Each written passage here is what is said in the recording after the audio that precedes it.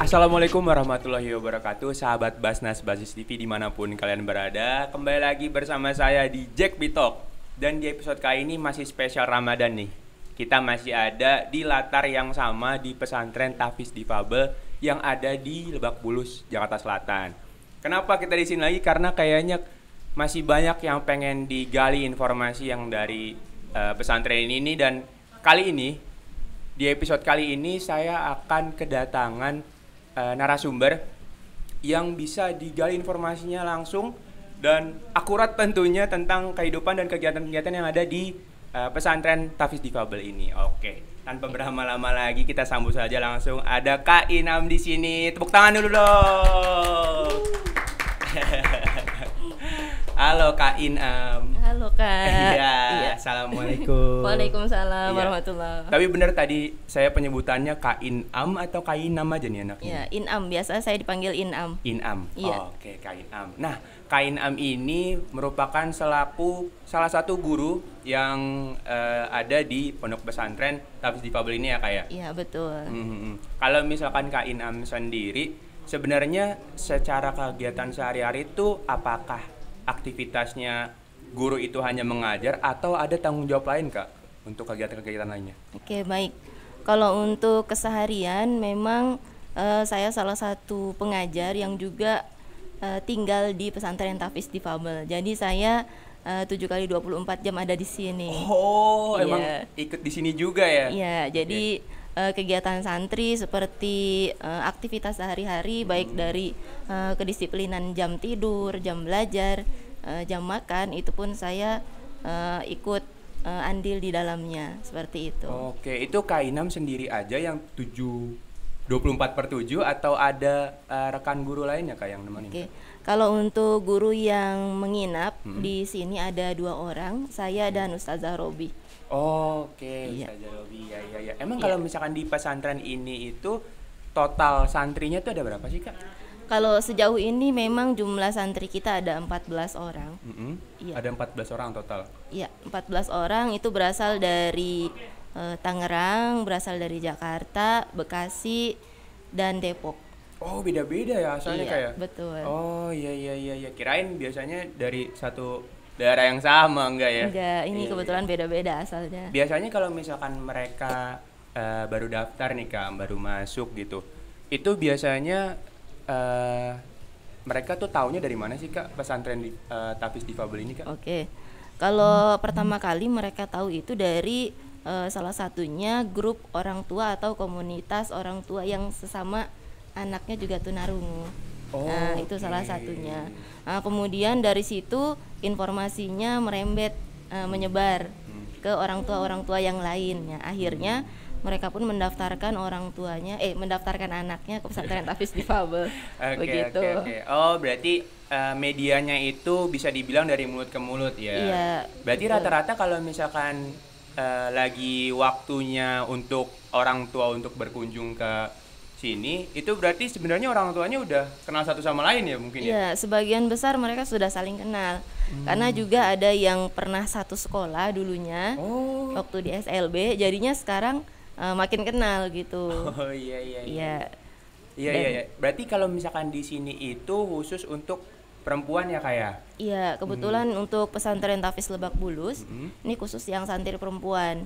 Kalau yang laki-laki sementara ada di Cawang. Oke. Tadi kan Kak Inam juga sempat ngomong kalau misalkan media penyebaran informasinya untuk diketahuinya sama orang tua murid yang mungkin ingin mendaftarkan itu kan dari mulut ke mulut ya Kak ya.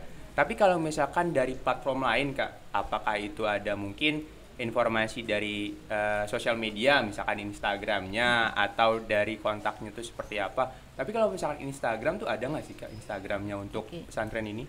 Kalau untuk Instagramnya ada pesantren Tahfiz Difabel.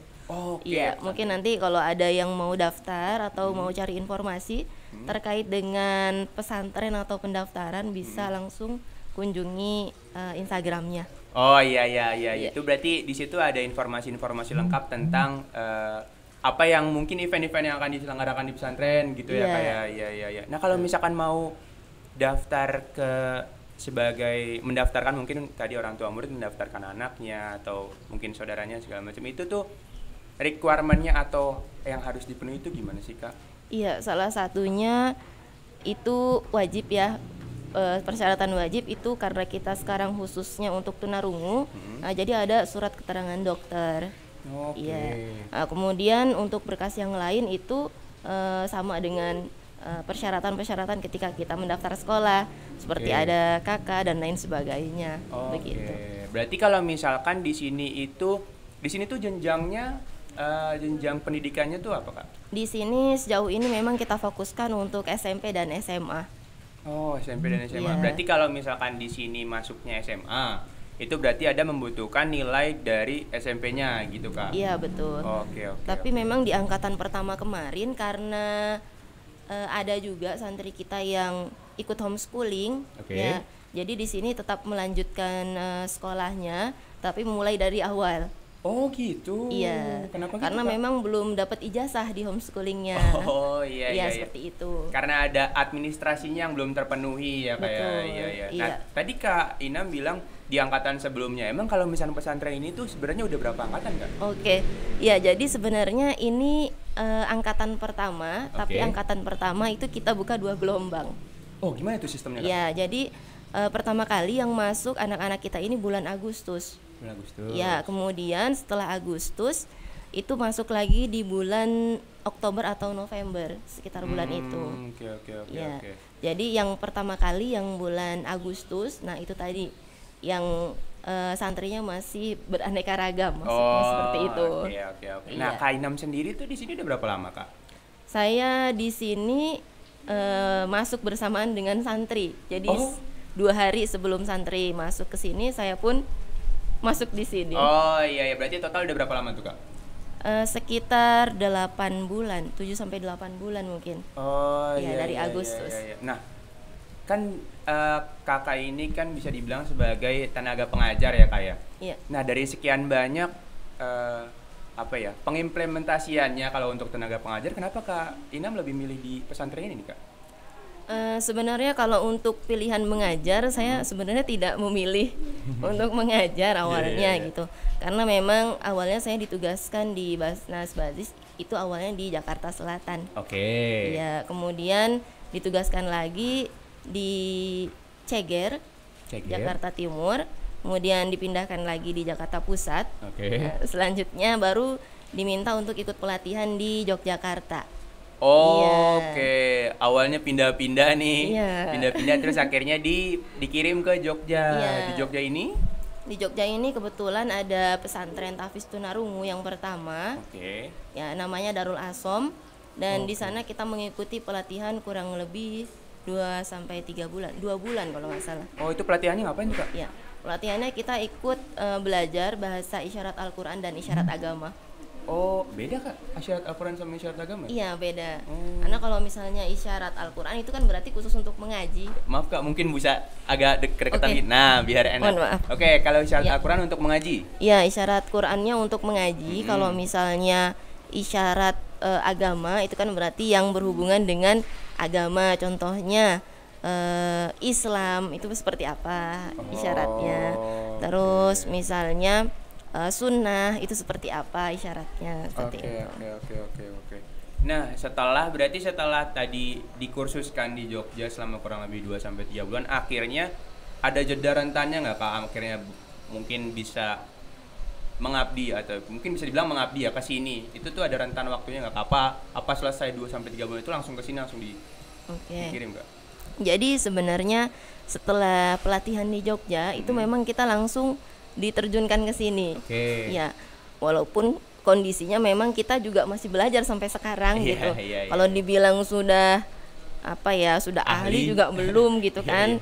Udah bisa banget juga belum gitu. Karena memang prosesnya sampai sekarang pun kita masih belajar. Seperti itu. Sejauh ini Kak, mungkin kalau misalkan dari yang 8 bulan Kakak ini nih, sejauh ini sampai yang berbagai macam. Tadi jumlahnya berapa Kak? Ada 14 orang. Ada 14 santri Tahfiz Difabel pesantren ini. Itu kalau bisa dibilang spesialnya mereka itu kan disabilitas ini. Itu tuh beraneka ragam atau ada spesifiknya nggak sih Kak? Maksudnya kayak misalkan tunarungu aja semuanya atau ada yang disabilitas lain Oke. gitu Kak?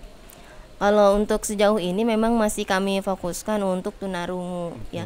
Karena memang untuk tunarungu sendiri dari bahasa, informasi dan ilmu pengetahuan masih sangat minim. Ya, jadi memang untuk saat ini kami khususkan untuk tunarungu. Oke. Begitu. Nah, kalau misalkan tunarungu ya Kak ya, itu kan mungkin kita ada keterbatasan secara komunikasi ya Kak ya. Betul. Iya, apalagi kayak misalkan kalau misalkan saya sama Kak Inam nih yang biasa nih, ya kan, yang bukan golongan spesial, itu kan enak nih ngobrol ya kan, gampang. Nah, Iya. kalau misalkan Kak Inam sendiri, kalau metode pendekatan dan pengenalan ke santrinya itu gimana Kak? Oke. Kalau santri ini memang ada yang sama ya, sama kayak yang lain gitu. Ada yang mudah untuk kita ajak ngobrol, ada juga yang dia maunya sendiri aja gitu, juga ada kayak gitu. Tapi memang pintar-pintarnya kita karena melihat dari salah satu kelebihan mereka juga itu mudah cemburu. Oh gitu Kak. Iya, jadi ada salah satu sifat itu yang memang kita pun nggak boleh pilih-pilih sama mereka gitu. Oh, contohnya gimana Harus Kak? Contohnya? sama. Misalnya kita mau kasih hadiah Oke. ya atau reward. Nah, mereka semua harus dikasih walaupun nanti ada juara 1 2 3, iya. ya merekanya itu tetap dapat juara hore-hore gitu. Oh, bentuk apresiasinya ya. Iya, betul. Oh, iya, benar. Sama juga kayak misalnya kita foto bersama. Ini contoh kecilnya. Foto bersama misalnya kita hanya mengajak 1 2 anak saja. Nah, pasti yang lainnya ini ada rasa apa ya? Rasa mereka kalau menyebutnya itu seperti kecewa begitu rasanya. Oh iya, merasa mungkin ada perasaan seperti seakan-akan tuh tidak dianggap gitu Iya, mungkin ya kayak. mungkin seperti Oke. itu. Ya manusiawi sih ya kayak Iya, gitu ya kayak. betul. Iya. Nah, tadi kan Kakak juga sempat bilang kalau Kakak ini termasuk salah satu guru sama tadi Ustazah Robi ya? Iya, betul. Itu yang 24/7 di sini, Kak. Iya. Iya. Nah, kalau misalkan udah 24/7 berarti kan Kakak tahu kegiatan sehari-harinya. Sebenarnya kalau misalkan kegiatan sehari-harinya tuh ngapain aja sih, Kak? Misalkan dari bangun tidur sampai mau tidur lagi gitu. Iya. Kalau untuk dari bangun tidur, kita sholat berjamaah. Setelah sholat berjamaah, kita langsung setor hafalan. Jadi setelah sholat subuh itu kita memang langsung tahfiz, ada kelas tahfiz. Oke. Iya. Nanti kelas tahfiz kita mulai sampai jam 6 pagi.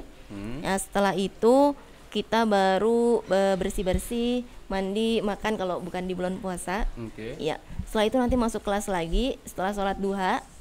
Ya. Jadi mereka ada sholat duha dulu. Setelah itu masuk kelas tahfiz lagi.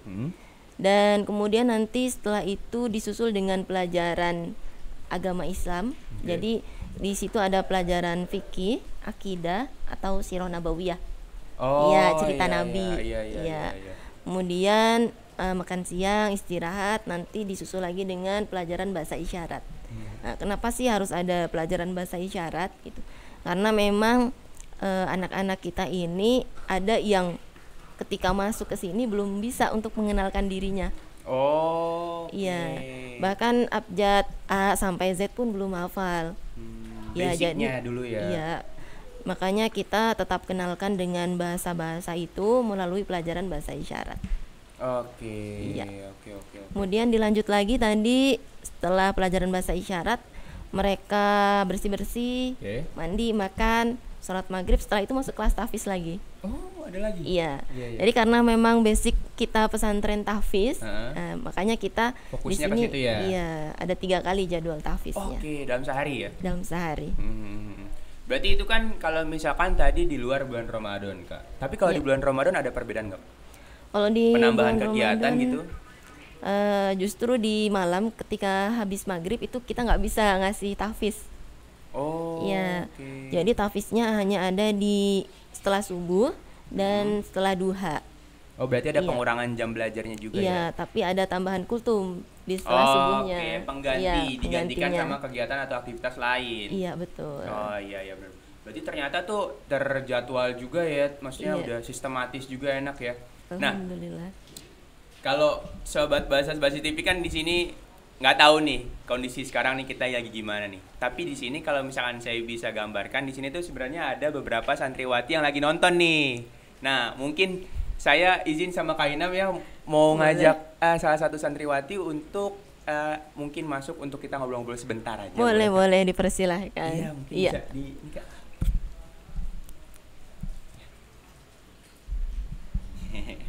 Sini loh. Tepuk tangan, tepuk tangan, tepuk tangan.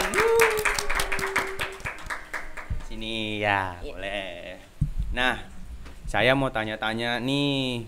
Mau tanya-tanya boleh ya?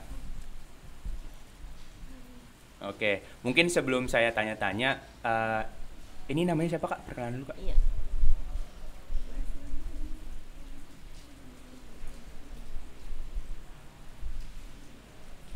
Iya. Namanya Salum, panggilan isyaratnya Salum. Salum. Iya. Oke, Jadi Salum. dulu Salum ini pakai cadar, jadi identiknya dengan kan ditutup ya. Oke. Jadi Salum begitu. Oh, jadi ada berarti itu kalau misalkan nama panggilan itu identik dengan yang menggambarkan kita ya gitu Iya ya. betul. Oh iya. Sama juga contohnya saya ini Inam. Saya ada tai lalat di sebelah kanan. Ini huruf I di bahasa isyarat Sibi. Jadi saya dipanggilnya Inam. Inam. Iya, begitu Inam. Oke. Ciri-cirinya. Nah, tadi siapa namanya Salum. Salum. Mungkin bisa menyapa sahabat Bahasa Basis TV, mungkin sapaan dulu ke apa namanya ke sahabat Basis. Assalamualaikum, gimana? Assalamualaikum coba. Ya artinya apa tuh, Kak? Itu Assalamualaikum warahmatullahi wabarakatuh. Oh iya, nih coba kalau misalkan ke kamera yang ini, tadi kan udah ke kamera ini coba. Ya, nih ke kamera yang ini nih. Tadi assalamualaikum. Nah, gitu. Artinya apa, Kak? Assalamualaikum warahmatullahi wabarakatuh. Assalamualaikum warahmatullahi wabarakatuh. Oke, nah aku mau tanya nih sedikit nih sama Salum nih. Ya, boleh Kak ya? Silakan. Kalau dari tadi kan Kak Inam udah banyak ngejelasin banyaknya kegiatan sehari-hari yang dilakuin sama santri. Oke. Dari banyaknya kegiatan sehari-hari yang dilakuin sama santri, dari Salum sendiri apa kegiatan favoritnya? Iya.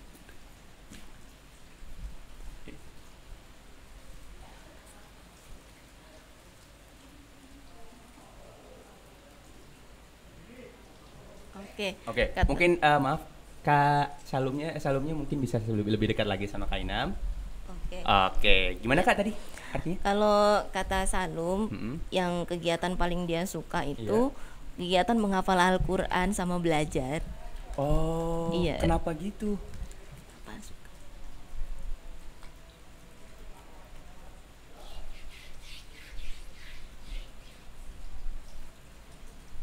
Oke, katanya mau belajar sama teman-teman di pesantren supaya pintar katanya. Wah, hebat. Kalau hebat gimana, Kak? Hebat, Salum hebat. Hebat.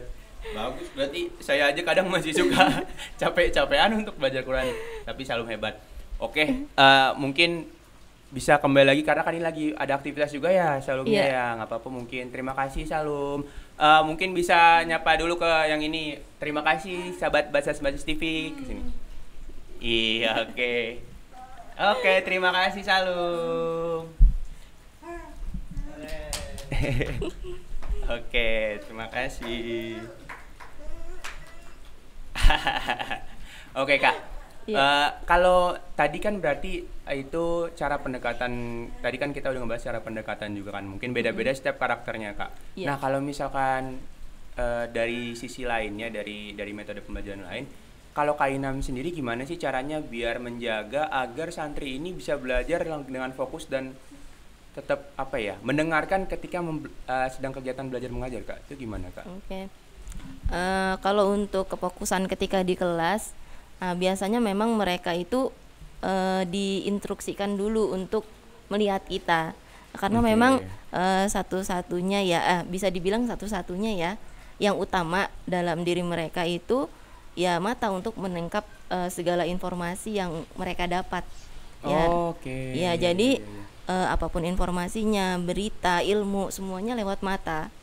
Ya, jadi pertama yang dilakukan adalah memfokuskan mereka dulu ke kita. Nah, setelah itu kalau misalnya mereka masih ada yang main-main, ada yang ya nggak dengerin gitu, kita tanya dulu personal dia kenapa. Oh, Iya. alasannya kenapa kayak gitu ya? Biasanya punya alasan, entah masalah sama temennya Oh. atau emang lagi ngambek kayak gitu. Jadi Iya, memang iya. kita harus tanya dulu Iya, gitu iya. kenapa begitu. Oh, oke oke. Dan sejauh ini memang ketika mereka di kelas itu memang sejauh ini lumayan kondusif gitu. Dikasih tahu sekali sudah pasti mau ikut, sudah mau dengar, sudah mau ikut gitu instruksi Iya, iya. kita gitu. Nah, kalau misalkan lagi ada di situasi di mana para santri mungkin bisa dibilang melanggar aturan atau apa ya, tidak mendengarkan apa yang gurunya inginkan gitu. Itu apakah ada sanksi, Kak? Oke. Kalau untuk aktivitas-aktivitas dan pelanggaran ringan itu biasanya kita tindak langsung. Contohnya ketika santri itu terlambat kelas tahfiz. Nah, biasanya Oke. subuh itu ada yang terlambat. Oh iya. Iya. Iya, iya. Subuh Iya. itu biasanya sudah dibangunin tidur lagi kayak gitu. Jadi biasanya yang terlambat masuk kelas tahfiz itu diberi hukuman berdiri. Ya, jadi dia boleh duduk ketika sudah setor Quran, dan setor Qurannya dia harus yang terakhir. Oh, Ya, karena iya, dia iya, terlambat iya, iya. seperti itu. Dan kalau untuk pelanggaran di atasnya, biasanya saya memberi konsekuensinya tidak boleh setor hafalan. Oh, Iya, gitu. justru mereka kalau diminta untuk nggak setor hafalan itu sedih. Oh iya. Iya. Balikan sama saya ya. Jadi bersyukur juga saya ngelihat mereka ini karena ketika dihukumnya seperti itu justru maksudnya itu betul-betul menjadi apa ya? Menjadi peringatan untuk mereka gitu. Karena mereka kalau setor Quran itu bisa sampai ada yang jatuh karena rebutan. Mau dulu-duluan. Antusiasmenya tinggi banget ya. Iya, betul. Suka ada yang jatuh, ada yang nabrak papan tulis gitu karena memang lari-larian. Begitu. Iya, iya, iya, Ya, jadi alhamdulillah untuk belajar mereka sangat semangat, antusias. Oke, oke, oke, oke, oke. Berarti tapi kalau misalkan dari tadi yang udah kakak jelasin semua masalah sanksinya juga dan peraturan-peraturan yang dilanggar, sejauh ini kak, sejauh mungkin 8 bulan kakak ada di mengajar di pondok pesantren Tafiz di Kabel ini, pernah ada nggak kak yang di momen dimana itu melanggar sanksi itu ya? Pelanggar untuk terlambat maksudnya atau di atasnya? Di atasnya. Iya. Pelanggaran di atasnya mungkin seperti keluar pesantren. Oh gitu kak. Iya, itu ada yang tanpa izin, tapi itu biasanya ada sebabnya. Oh iya. Iya, dan sebabnya itu nggak jauh-jauh dari temennya. Oh, Ya, iya, jadi iya. paling masalah apa kayak gitu. Kadang masalahnya pun kecil, Ah, gitu. Tapi sampai pengen pulang lah, pengen keluar lah, apa kayak gitu. Padahal nanti kalau liburan mereka pengen cepet datang.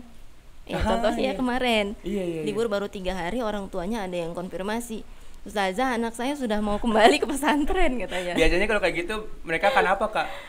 Rindu sama suasana pesantrennya itu kenapa kak? Iya, kurang tahu juga ya. Cuman rata-rata ya begitu gitu. Kata orang tuanya pun ini udah pengen ke pesantren gitu anak-anaknya. Iya, iya. Alhamdulillah. Mungkin karena udah biasa bareng-bareng kali ya. Iya, Terus mungkin kalau itu. sekalinya liburan di rumah masing-masing mungkin ngerasa kesepian juga kali ya, Betul, kayak. di rumah Iya, juga iya. maksudnya kalau ada kakaknya, ada temennya. Kalau nggak ada ya berarti dia sendirian gitu. Iya, iya, iya. Ya rindu suasana itu pesantren tadi ya. Betul, kayak. betul. Nah, selama kakak tadi 8 bulan mengajar di sini, itu kan pasti banyak banget kejadian-kejadian yang mungkin membekas. Bisa dibilang Iya. membekas di kakak sendiri kan. Di antara banyaknya momen-momen itu semua, ada nggak sih momen yang paling apa ya? Oh, iya. Paling lucu. Paling lucu dulu deh. Paling lucu ada nggak sih kak? Paling lucu itu apa ya? Kadang lucu ke diri sendiri sih yang pertama ya. Kenapa gitu kak? Karena kadang nih, contohnya kita mau kasih nasihat, mau marahin nih, tapi ternyata waktu pas kita sampein anaknya itu nggak tahu maksudnya apa. Oh. Jadi misalnya kita kasih tahu apa ya, nah ada bahasa yang mereka itu asing. Jadi ketika kita marahin, kita nasehatin, yang mereka tangkap itu bukan apa yang dimaksud, tapi ini artinya apa. Jadi mereka malah menjawab itu. Jadi aduh, Kirain kita juga bingung jadinya. nggak jadi marah nih. Terus akhirnya gimana? Ya akhirnya kita jelasin dulu ini adalah apa begitu. Iya. Ya itu salah satunya dari komunikasi ya. Tapi kalau dari anak-anaknya Mereka kebanyakan lucunya sih. Jadi kayak apa ya? Jadi fun aja ya di sini. Iya, enak aja gitu. Maksudnya ketika di rumah juga pernah sampai mimpiin anak-anak gitu. Aduh, kok bisa sampai mimpiin anak-anak? Oh, Masya Allah, udah sampai ke bawah mimpi berarti ya. Iya. Iya. Tadi kan berarti mungkin agak sedikit tadi ditarik ke belakang lagi. Tadi kan ada Salum ya.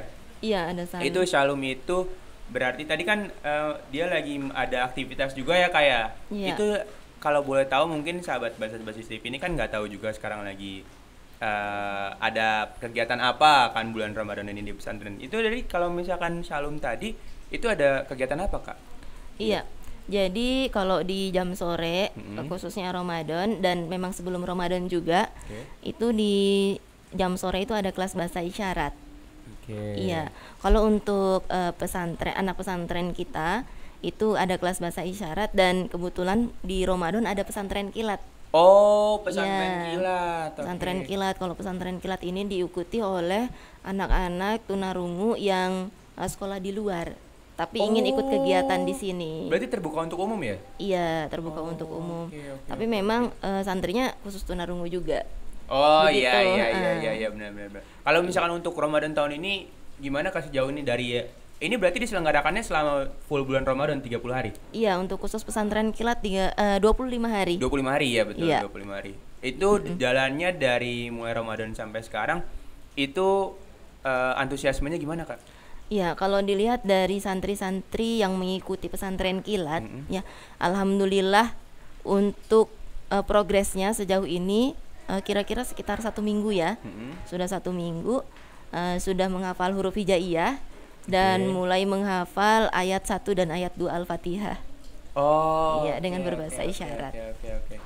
Nah, kalau misalkan tadi berarti udah aktivitasnya. Kalau misalkan jumlahnya apakah setiap harinya bertambahkah atau memang yang dari awal udah ikut sampai sekarang tuh masih tetap ikut terus tuh apakah ada perubahan dalam segi jumlah dan ketertarikan dari antusiasme dari luar gitu, Kak? Kalau untuk jumlah, memang pesantren kilat ini kami buka open recruitment dulu pertama. Oke, berarti ada step-stepnya ya, Kak ya? Iya. Oke, mungkin gimana tuh, Kak, bisa dijelasin? Seleksi berkas, kemudian setelah itu ada wawancara. Oke. Nah, kebetulan yang keterima untuk sesi pesantren kilat ada 10 orang. Ya, jadi selama 25 hari 10 orang ini yang akan ikut pesantren kilat. Oke, berarti tadi berarti tahapannya adalah memang dibuka untuk umum. Iya. Tapi kita juga dari pihak pesantrennya juga melakukan filterisasi mungkin bisa dibilang ya. Oke. Iya. Karena ada beberapa faktor-faktor yang memang harus dipenuhi juga. Betul. Oke. Mungkin bisa dijelaskan sedikit, Kak, yang menjadi faktor-faktor penentu kenapa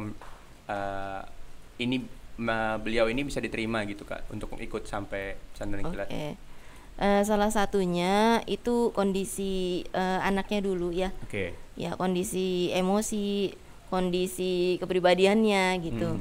Ya, kemudian kemauannya, karena ada juga yang orang tuanya mau anaknya nggak mau. Oh iya. Jadi ngambek, diem aja gitu kan. Nggak mau gitu. Pas awal-awal juga datang ke sini nggak mau gitu, karena dikiranya nginep. Padahal pulang pergi kayak gitu. Iya benar berarti pulang pergi. Nah, kalau misalnya pesantren kilatnya berarti mulainya jam berapa sampai jam berapa, Kak, kalau pulang pergi? Kalau pesantren kilat mulainya sebelum asar biasanya mereka sudah datang. Kemudian nanti mulai kelas jam habis asar. Iya. Kemudian sampai jam 5. Biasanya kegiatannya ngapain aja tuh, Kak?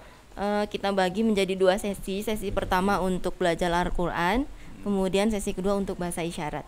Oke. Tadi ya, karena kan mungkin ada yang masih terkendala akan basic ilmunya ya. Iya, betul. Iya. Berarti emang sebenarnya tuh kegiatannya pun bisa dibilang cukup simple dan singkat juga ya, kalau dibandingkan sama tadi kegiatan sehari-hari kalau misalkan jadi santriwati di sini. Iya, betul. Itu full. Iya, full. Nah, kalau misalkan dari santri sendiri, Kak, itu kan mereka berarti kegiatannya itu bertambah kalau misalkan di bulan Ramadan karena ada sesi sahur, berarti bangunnya lebih pagi lagi tuh. Iya, betul. Nah, kalau misalkan lagi sahur, Kak, itu gimana Kak banguninnya, Kak? Ada kendala-kendala, ada keseruan nggak sih, Kak?